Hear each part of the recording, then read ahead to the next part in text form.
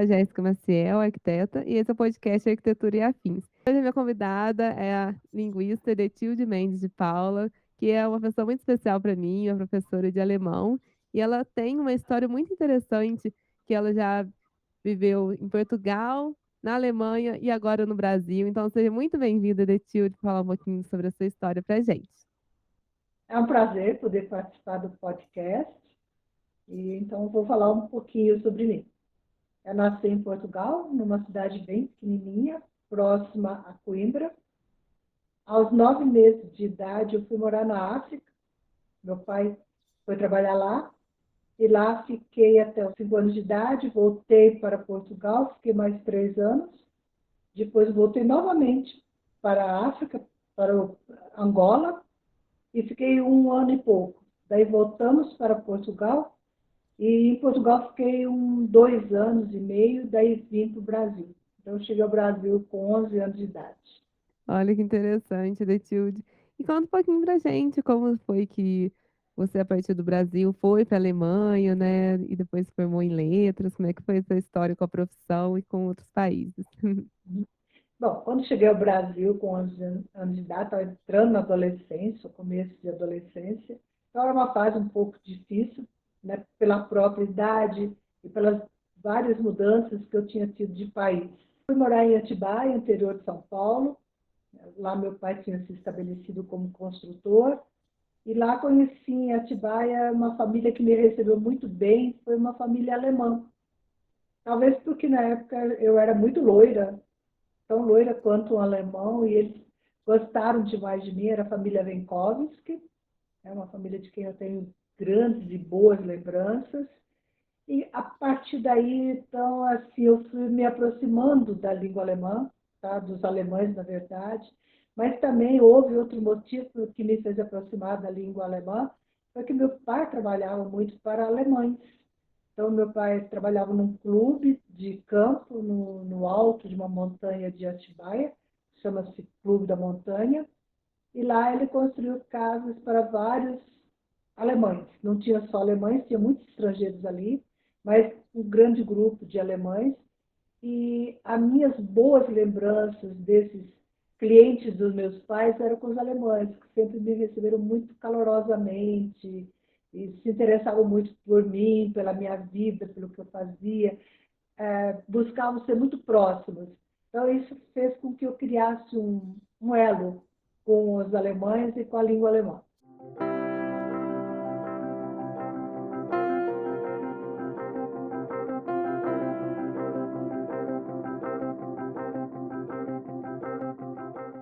Ah, interessante. Tem até umas pegadinhas depois eu quero te perguntar do canto alemão, se faz muito sentido, um pouquinho da cultura. Mas muito legal. E como é que foi que você escolheu a profissão de letras, né? Você permeou várias línguas, né? Português de Portugal, português brasileiro, também a língua alemã. Então conta um pouquinho pra gente. Então, na época, que hoje seria o ensino fundamental, né, lá em Atibaia, a gente começava com francês, não gostei de francês, depois passamos para o inglês. Quando eu estava no colegial, a neta dessa família Venkovski, que estava na minha sala de aula, um dia ela chegou e falou assim: meu avô se aposentou, que era o Sr. Otto Venkovski, e ele quer dar aulas particulares de alemão. Então eu lembro que acho que a metade da sala, ou mais de metade da sala, foi toda aprender alemão, né? Mas dessa turma, talvez os 20 alunos que foram aprender alemão, ficamos só 2 ou 3 no máximo, o resto desistiu de estudar alemão. Na verdade, eu não queria fazer letras. Meu sonho era fazer jornalismo. Eu gostava muito de escrever, ganhei vários concursos na escola de redação, tanto na área de português quanto na área de inglês, né? Mas aí meu pai se opôs muito que eu fizesse jornalismo, ele não queria que eu fosse estudar em São Paulo, tinha muito medo de São Paulo, e era aquela época da ditadura, então ele escutava que muitos jovens desapareciam, jovens estudantes desapareciam, então era o grande pavor dele. Aí ele permitiu que eu fosse estudar em Campinas. Campinas eu podia ir, São Paulo não. Campinas não tinha jornalismo. Aí eu fiquei muito frustrada, né? Falei, nossa, não tem jornalismo, o que eu vou fazer, né? Daí, eu, quando fui fazer a minha inscrição para o vestibular, eu ia, fui de início fui pensando em fazer português e inglês, que era o que a maioria fazia, né? Eu já fazia aula particular de alemão e fazia de inglês também. Aí, quando eu cheguei na PUC de Campinas, eu vi que tinha alemão. Era a primeira turma de português e alemão da PUC de Campinas. Eu falei, eu já sei o que eu vou fazer. Eu não vou fazer inglês, não, vou fazer alemão. Na hora eu pensei, meu pai vai ficar muito bravo comigo, ele vai ficar uma fera, porque eu vou escolher alemão, que vai ser difícil, é um campo de trabalho, vai ser difícil, né? Mas, para minha surpresa, meu pai ficou encantado. Quando eu cheguei em casa, eu falei, pai, eu não vou fazer inglês, já fiz inscrição para alemão. E ele pulou de alegria. Ah, que maravilha, eu amo os alemães são muito disciplinados. E ele tinha um contato muito com os clientes dele, que eram alemães, ele tinha um contato muito bom. Então, foi assim que eu comecei a minha carreira de professora de alemão. Ah, que lindo. Realmente, né, os alemães, eles têm uma cultura, a parte profissional muito rígida, né? Eles são muito qualificados, então, realmente, a construção civil, igual você citou, essa parte, eu também, na arquitetura, a gente estuda bastante, né? Bauhaus, que foi a escola, Neufeld, que acho que é Neufeld que fala, né? Com o sotaque alemão, que é um livro muito importante pra gente. Então, eu achei muito interessante essa história, né, Tilde? Que a gente fala, acha assim, nossa, alemão é complicado, mas quando você começa a estudar, tem uma relação um pouco com o inglês, né? E a própria estrutura, o português não é fácil, né? Então, o alemão também, a estrutura linguística é um pouco mais complexa, mas é uma língua muito bonita. Eu queria que você contasse um pouquinho as surpresas que você teve estudando a cultura, a língua alemã pra gente.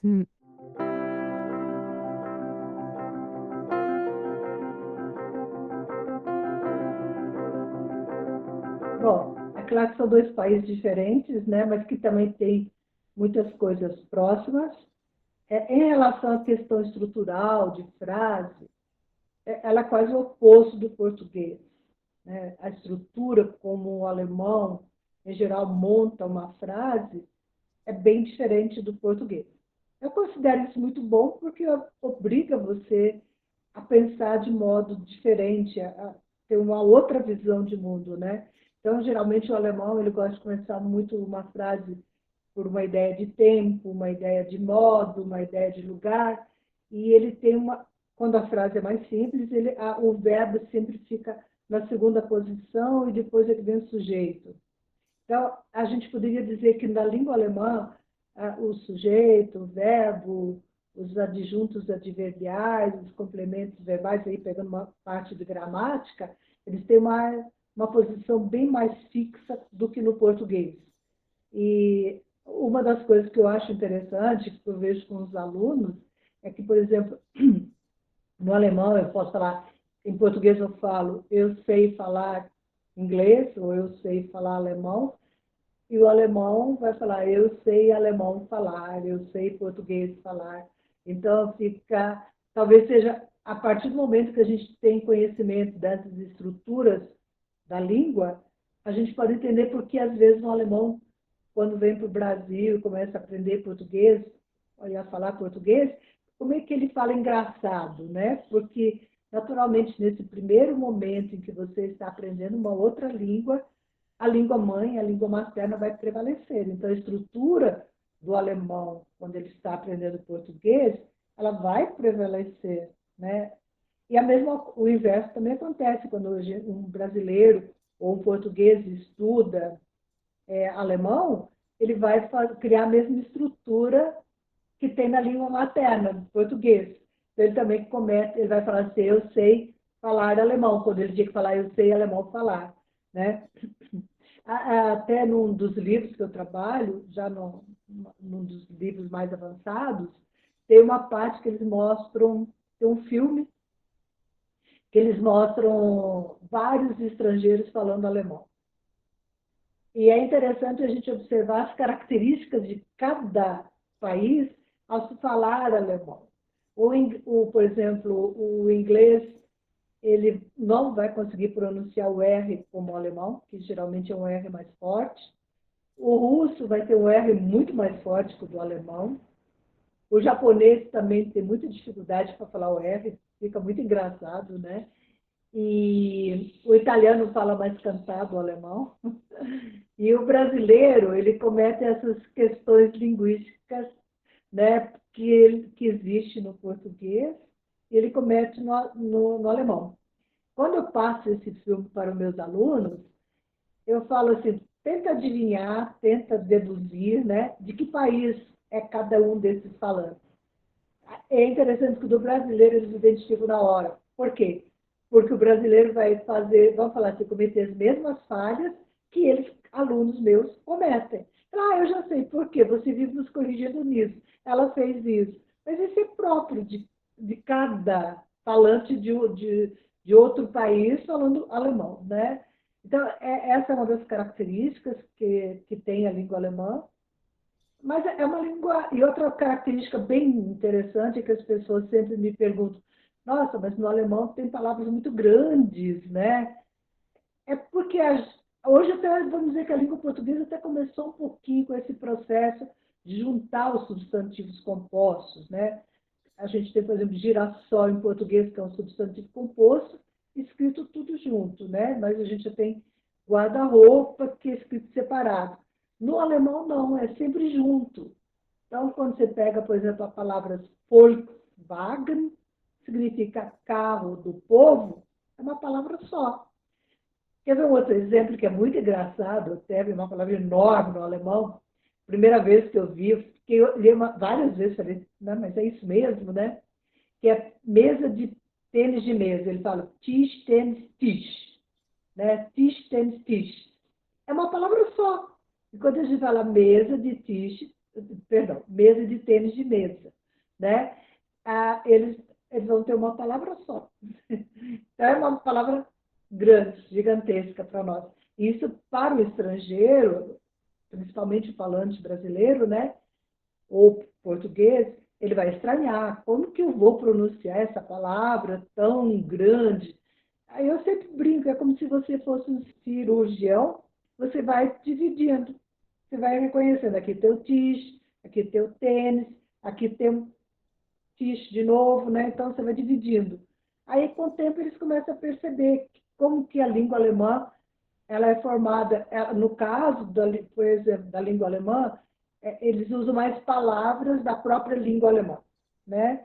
No caso do português, a gente não percebe tão bem esse processo, porque a gente tem muitas palavras de origem já grega que a gente não lembra mais, ou então do latim, outras línguas, é o caso de televisão, né? O caso de burocracia, que são palavras que vêm de outras línguas, né? De outros radicais linguísticos, que a gente não percebe disso, né? A gente, burô, escritório, cracia, o poder, que o cracia vem do grego, né?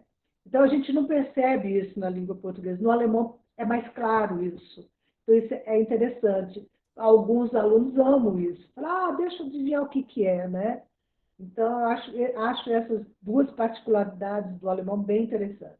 Sim, eu lembro muito das aulas, ambulância, né? Então, daí, palavras que são realmente muito grandes, e É, você falando pausado o nome delas fica mais simples, né? é, ambulância. E a outra coisa que eu acho que o alemão é assim, muito mais direto, né? Assim, às vezes para nós talvez até um pouco mais duro. Por exemplo, a ambulância Krankenwagen, que é o carro dos doentes, né? Bem fácil. Mesmo que às vezes você não conheça a palavra sozinha, quando se divide Kranken, doente, Wagen, carro, o carro dos doentes, deve ser ambulância. Às vezes é possível fazer essas deduções. Sim, acaba que o português, né, do Brasil, ele é muito influenciado, né? Quantas palavras que a gente tem em inglês, né? Igual você falou, latim, né, gregas. Então acaba que tem uma mistura muito grande, que às vezes é até difícil a gente pegar a essência, porque já foi tão influenciado pelo exterior que fica bem confuso. E no caso do português de Portugal, eles falam mais, parece cantados. Eu entendo tudo que um português de Portugal fala, basicamente tudo, porque hoje também já tenho algumas dificuldades. Mas lembra mais um sotaque, né, do que realmente uma estrutura totalmente diferente, porque, igual você falou, você entende, e quando a gente vê atores de de Portugal vindo para o Brasil atuar em novelas, a gente até é mais simples pra gente entender eles, né, eu lembro de alguns atores famosos na Globo, assim, é bem próxima a pronúncia, né, assim, não é totalmente diferente, como se fosse uma língua, né, de outro país, Mas, assim. embora Portugal seja um país minúsculo comparado ao Brasil, né, há muitos diferentes acentos ou sotaques dentro de Portugal. Se pegar o sotaque de Lisboa, é bem diferente do sotaque do sul de Portugal, que é o Algarve, é diferente do sotaque do Porto e bem diferente do último estado, digamos assim, que é a província de Portugal, que é o Minho, que é um sotaque mais próximo do espanhol, que eu mesma, uma vez ouvindo o pessoal dessa região falar, eu estava dentro do aeroporto de Lisboa, e eu fiquei um tempo ouvindo falar e falei, meu Deus, que língua que eles estão falando. Só depois que eles falaram uma palavra que eu identifiquei, eu falei, eles acham que são portugueses. Aí me aproximei deles, conversei, e eles realmente, né, perguntei de onde eles realmente eram do norte. Mas era um sotaque completamente diferente para mim. Eu fiquei pensando, não é espanhol, não é português, não é francês, que língua que eles estão falando, né? Então tem isso, mas quando você pega, por exemplo, o pessoal da região ali de Lisboa, é muito mais próximo, dá muito bem para entender. O meu marido, por exemplo, tem dificuldade de entender. Ele falou, eu não consigo entender. Então, quando chegamos a Portugal, quem tem que perguntar tudo sou eu. Porque ele fala, ele não consegue identificar o que estão falando com ele.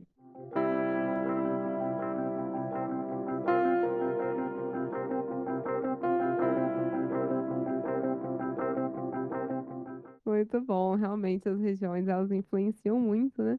E nessa parte Uhum. cultural, a cultura, assim, de Portugal é mais próxima do Brasil, né, porque se a gente for comparar da Alemanha, eles são mais sérios, né, um pouco mais fechados, não tão abertos com os brasileiros, né, os latinos.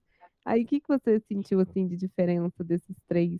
O alemão, em geral, não é que eles são sempre assim, né? Mas nos primeiros contatos são mais fechados, a gente tem a impressão que eles são bem frios, demora um tempo para você conquistar a confiança de um alemão, mas depois que você, em geral, conquista a confiança deles, eles se tornam bons amigos, e são pessoas muito receptivas, mas isso é lógico, há um espaço de tempo, tá? Não é uma coisa tão rápida como no Brasil. O brasileiro conhece uma pessoa e ele já é muito receptivo de imediato. Na Alemanha, não é. Eles são mais fechados, são mais discretos no primeiro contato, tá? Bem mais discretos. Demora um tempinho para fazer, assim, digamos, uma, uma amizade. O português eu consideraria que ele fica um intermediário entre o Brasil e a Alemanha. Ele não é tão aberto quanto o brasileiro, de maneira nenhuma. Ele é um pouco, dá a impressão assim, que ele é um pouco desconfiado, também um pouco distante. Agora, o que eu percebi, tanto no alemão quanto no português, são muito prestativos quando você pede ajuda. Claro que há todo um protocolo, tá? Não pode ter aquela espontaneidade brasileira. E aí, você me dá uma ajuda? Eles não gostam. Então, você tem que chegar sempre e falar bom dia, boa tarde, estou precisando de ajuda, o senhor poderia, ou a senhora poderia me ajudar? Isso tanto na Alemanha quanto em Portugal. Tá? Eu me lembro que, ó, eu sendo portuguesa, venho, né, de toda uma raiz portuguesa. Uma vez no aeroporto de Lisboa, eu queria pegar o metrô, né, para um local que eu ia, e eu cheguei e falei, oi, olha lá, pode me falar onde posso pegar o metrô? E eu fiquei envergonhada, porque ele olhou para mim e falou, primeiramente, bom dia. E eu falei, nossa, eu sabia que tinha que fazer isso, mas eu esqueci. Eu fui nessa maneira mais, como que eu diria, mais descontraído do brasileiro ser, né? E eles não gostam tanto disso, eles gostam que você chegue, cumprimente. Até meu marido brinca e fala assim, você tem que dar o seu RG, CPF, tudo para depois fazer a pergunta. Não é bem assim, você tem que chegar e falar, bom dia, poderia me dar uma informação, mas isso tanto em Portugal quanto na Alemanha. Na Alemanha, se você chegar e for falando, onde fica a estação de trem? Ele não responde, porque Você simplesmente não falou bom dia, pode me ajudar? Onde fica a estação de trem? Certo? Isso faz parte dos dois. Alguns brasileiros que hoje residem em Portugal reclamam um pouco dessa, vamos falar que o português é um pouco áspero, né? Porque há essa diferença de, vamos falar, de comportamento. Então há um pouquinho de choque, isso é normal. Até eu, que nasci lá, às vezes eu estranho, falo, mas não precisava ser tão. Eles são mais diretos que o brasileiro. Quando eles não gostam de uma coisa, tanto o alemão quanto o português, ele vai falar diretamente para você. Ele vai falar assim, não. Por exemplo, eu lembro que uma vez eu quis recomendar uma pessoa para uma menina. Falei, esse dentista aqui é muito bom, pode. Vou recomendá-lo para você. Ela falou, não preciso, eu já tenho meu dentista. Isso é muito. Para um brasileiro, isso é, nossa, que mal educada, né? Não precisava ter falado assim. Mas tanto para o alemão quanto para o português, isso é absolutamente normal. Ele é direto. Eu não vou fazer isso, então eu vou dizer para você que eu não vou fazer isso. E isso choca um pouco. Como eu disse para você, mesmo eu tendo nascido lá, mas lógico que hoje eu sou muito mais brasileira que portuguesa, né? Eu fico chocada. Eu falei, nossa, mas que grosseria, né? Mas para eles isso não é grosseria. Eu me lembro de um amigo que me dava um exemplo, né? De, por exemplo, de um brasileiro na Alemanha. Ele fez um prato de feijoada e levou para uma alemã. A gente poderia dizer que talvez haja um certo preconceito, feijão preto, carne de porco, eles olham de uma maneira estranha, né? Até mais tarde eu posso até contar uma experiência minha. E ela olhou e falou assim: nós não gostamos dessa comida. Muito obrigada, mas leva de volta. É claro que para nós brasileiros é uma falta de educação sem tamanho, né? Ele falou: o alemão vai fazer isso sem que ele esteja sendo mal educado para ele, porque ele considera o seguinte: olha, eu não gostei da comida, mas você pode levá-la para sua casa e pode comê-la. Não vai fazer com que eu a jogue fora. Aí esse amigo meu falava assim, o brasileiro, por exemplo, se o alemão oferecer um prato, né, e ele não gostar, ele vai levar e falar, tá bom, obrigado. Pode dar até para o cachorro dele, jogar fora, mas ele não vai falar não, né? Ele aceita. Então, acho que são comportamentos diferentes. Eu não sei dizer quem é melhor ou quem é pior. São maneiras diferentes de lidar com o mundo, né? Nesse sentido. E aí, realmente, isso para o brasileiro é um pouco chocante no início, tá? A gente fica chocado, falando, povo grosso, mal educado, tá? A gente tem essas reações, digamos assim.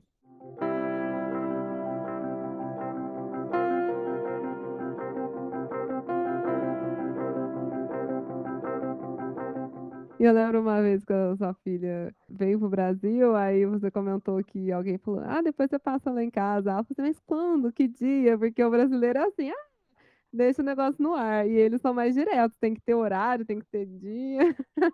Sim, a gente realmente tem esse hábito. Faz parte da nossa cultura. Aparece lá em casa, né? Quem falou isso para mim, a gente chama de filha, mas era uma intercambista alemã que ficou conosco um ano. E eu me lembro que alguém falou isso para ela um dia, aparece lá em casa. E ela me chamou de lado e falou, mãe, mas como é que eu vou na casa dele se ele não me deu o endereço, né? Então, o alemão não faria isso, de maneira nenhuma, se ele não quiser que você vá na casa dele. E, aliás, para ele chamar você para ir na casa dele, demora, tá? Esse tem todo um tempo para acontecer isso. Que interessante.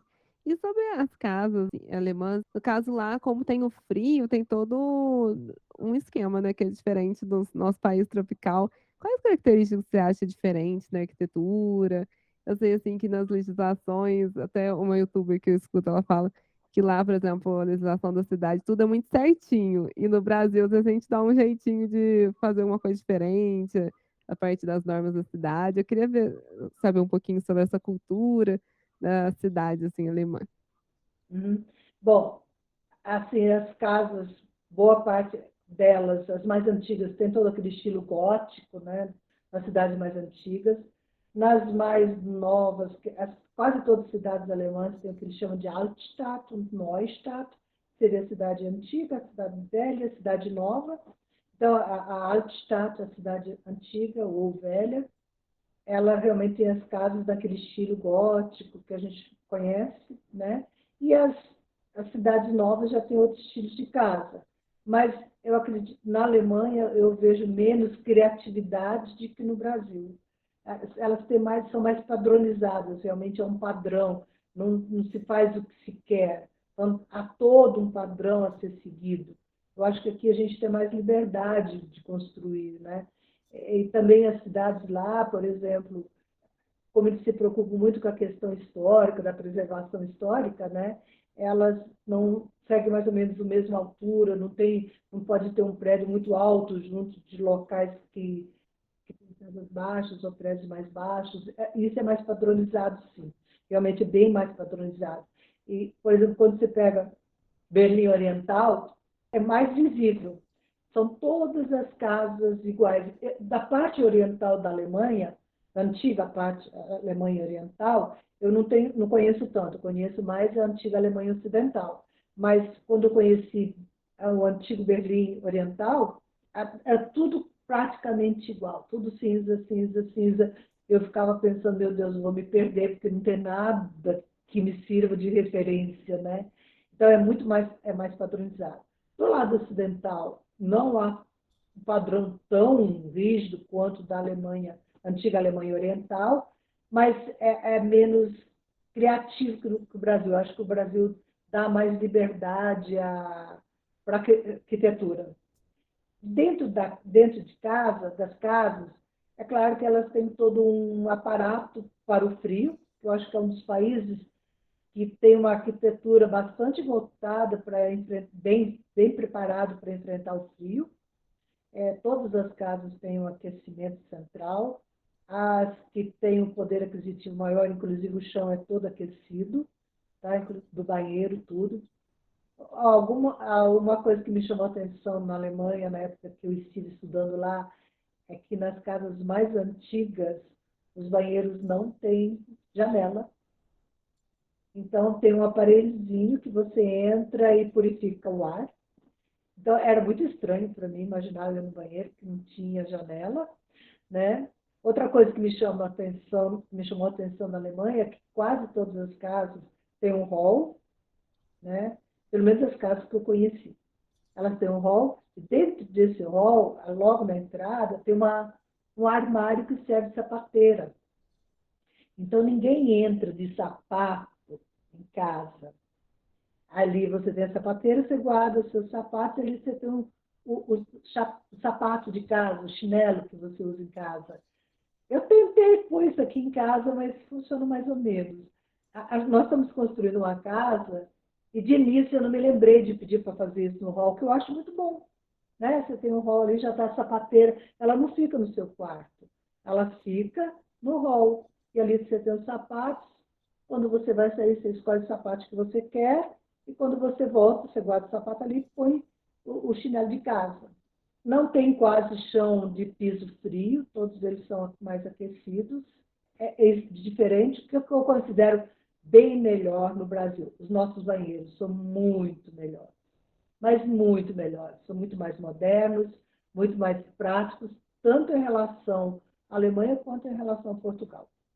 Já essa parte aqui, Portugal também tem várias regras também de construção, bem mais delimitado que no Brasil, principalmente nas regiões que eles consideram regiões mais históricas, preservação histórica. Tanto na Alemanha quanto em Portugal, você não pode comprar um terreno para construir. Você pode comprar um terreno que tem uma casa já bem velha, que você vai derrubar, mas vai manter toda a estrutura que a casa tinha, pelo menos externa, para manter a questão histórica. Por dentro, você pode deixar fazer do jeito que você quiser, modernizar bastante, mas por fora você tem que manter toda aquela arquitetura própria da região. O vizinho sempre tem preferência, então eu vou vender um terreno ou uma casa, eu tenho que perguntar para os vizinhos, né, para os dois vizinhos ou três, se nenhum deles tiver interesse, daí eu posso buscar outro comprador. Mas isso é lei. Eu também desconhecia, acabei descobrindo isso bem recentemente.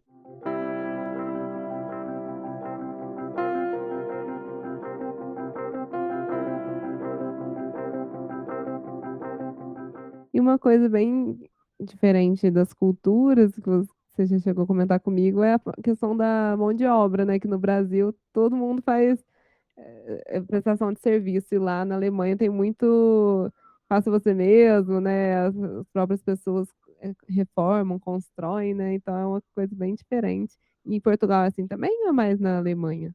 Não, os dois países são assim, por exemplo, a gente tem que ter montador de móveis. Isso é uma mão de obra muito cara, tanto na Alemanha quanto em Portugal.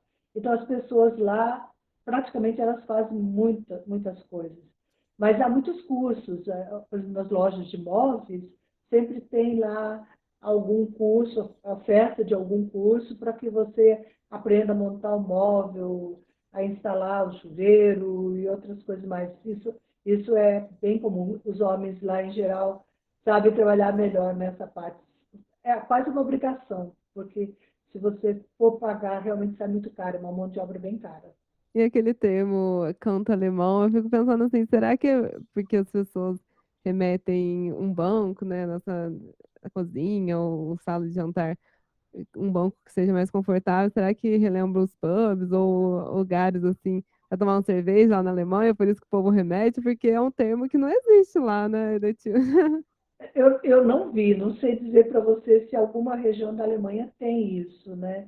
Mas eu não sei, não sei, por exemplo, as casas que eu vi bastante, a cozinha e a sala de jantar são quase todas elas conjugadas, mas eu não vi nenhum canto alemão assim, não. Eu achei interessante você ter colocado isso, né? Uma vez que você comentou comigo, né?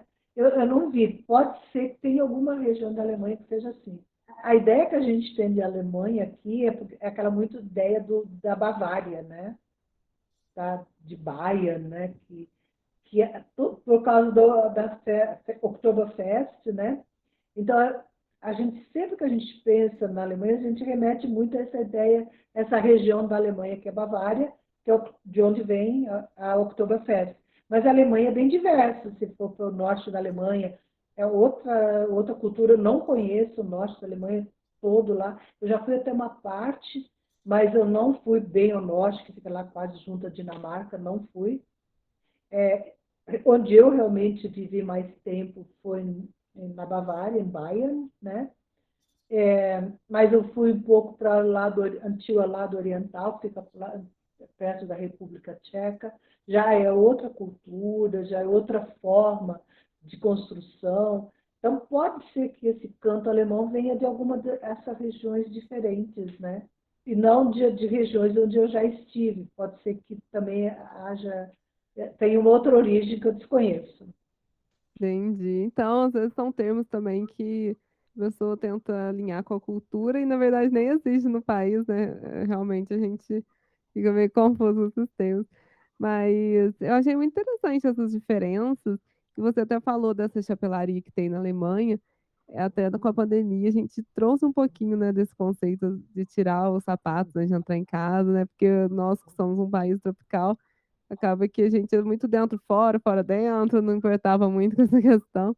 E é interessante saber essa parte da Alemanha. Se for pensar também, além da higiene, mas também o frio, né? Você chegar com os sapatos de neve, né? Você entrar dentro de casa, né? Inclusive, ali junto da sapateira tem uma chapeleira, não sei como que chama em português, que você pendura o casaco, ele já deixa os casacos ali. Alguns deixam na chapeleira, outros ficam realmente dentro do armário, penduram no armário. Tá? São coisas que a gente não precisa no Brasil, né? Não há necessidade disso.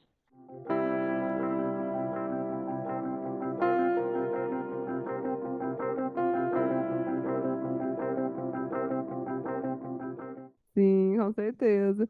Mas muito obrigada pelo bate-papo, Detilde. Adorei saber um pouquinho sobre a sua história.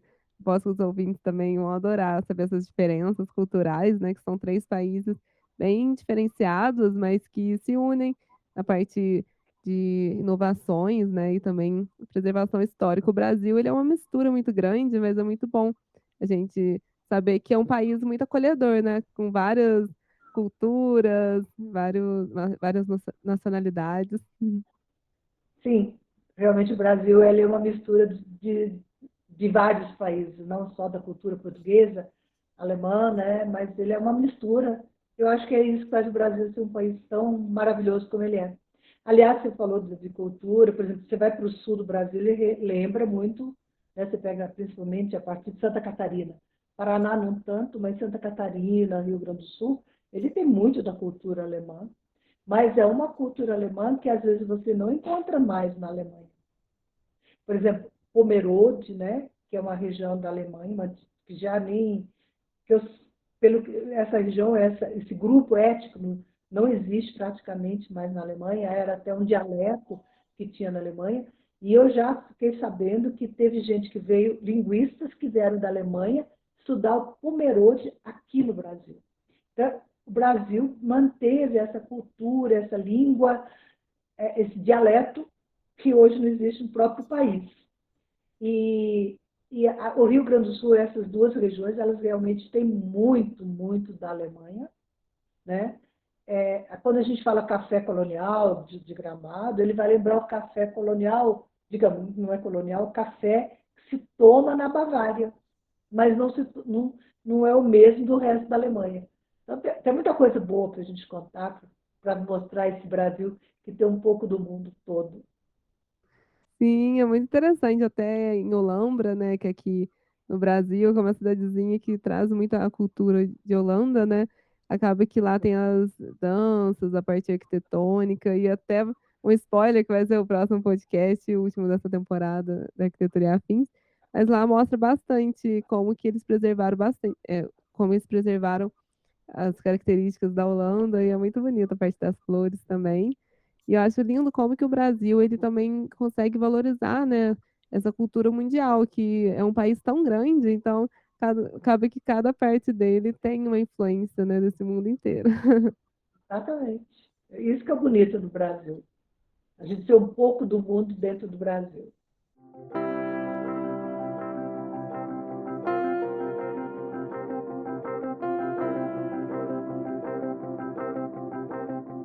Muito obrigada pelo nosso bate-papo, Edetilde, foi um prazer. Eu sempre aprendo muito com você.